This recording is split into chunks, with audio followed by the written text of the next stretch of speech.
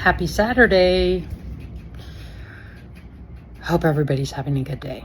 It's like 172 million degrees here on the face of the sun, also known as Arizona.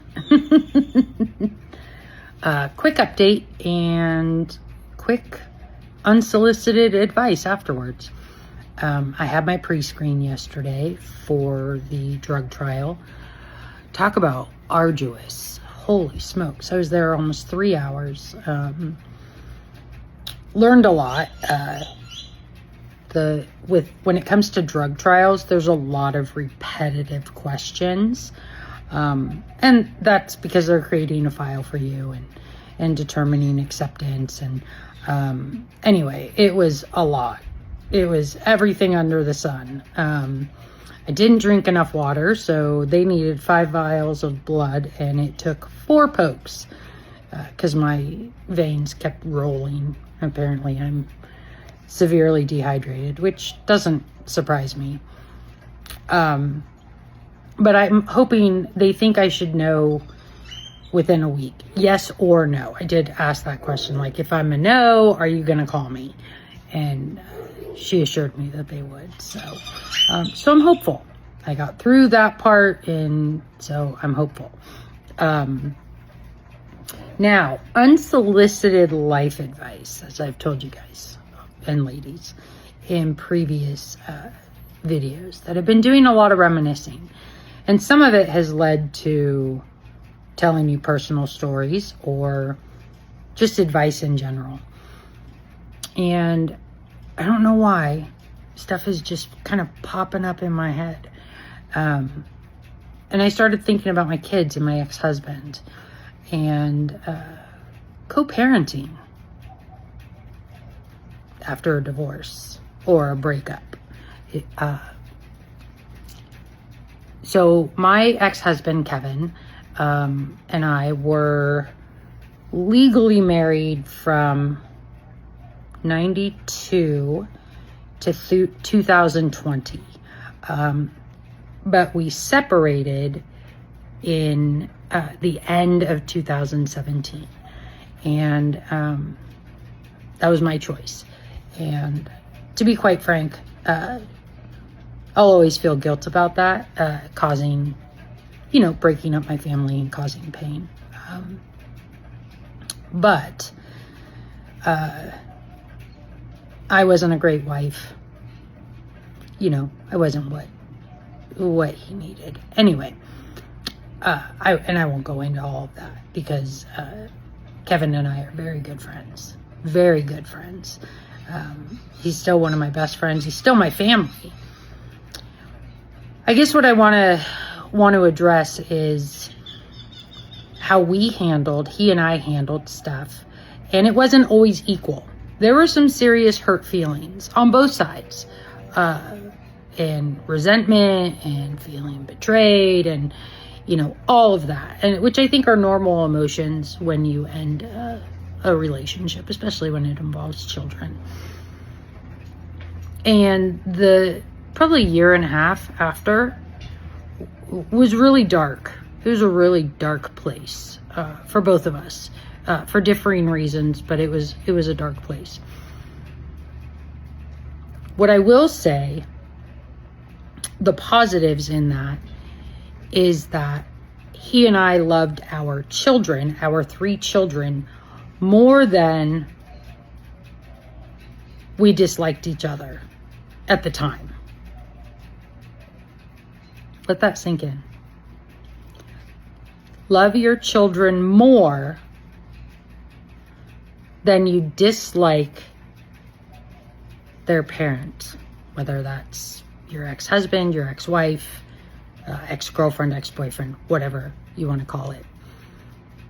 And I think that is the right way to build a new situation, a new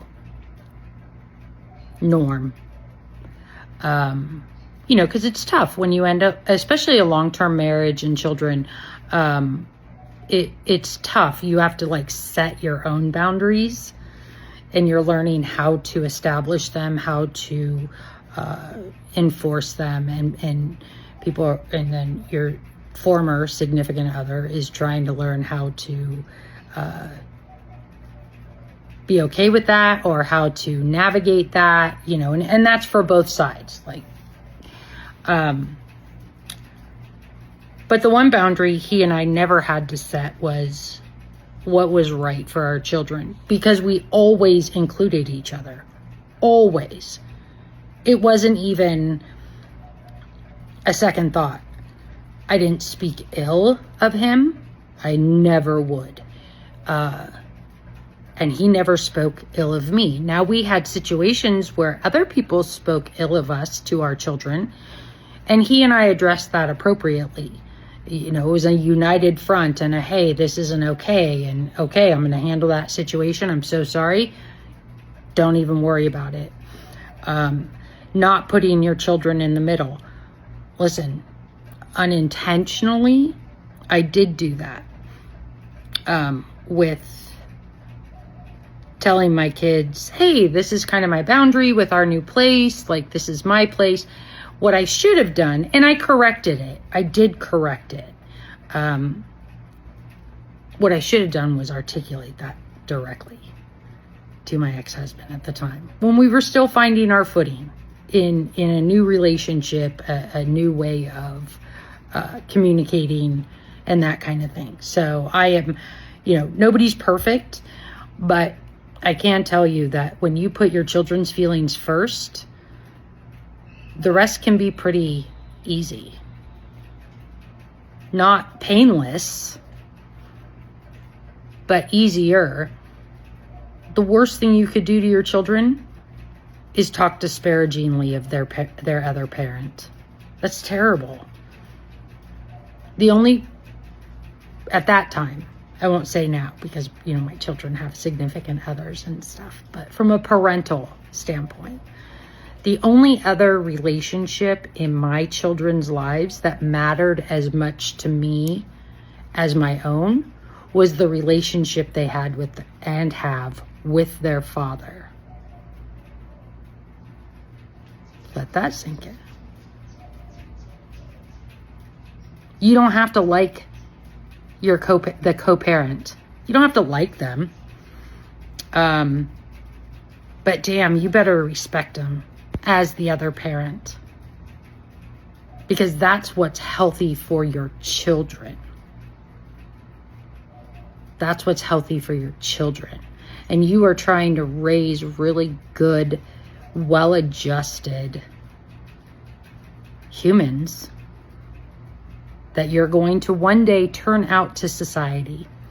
And you want them to be good men, good women, or otherwise. I'm not real good with labels, but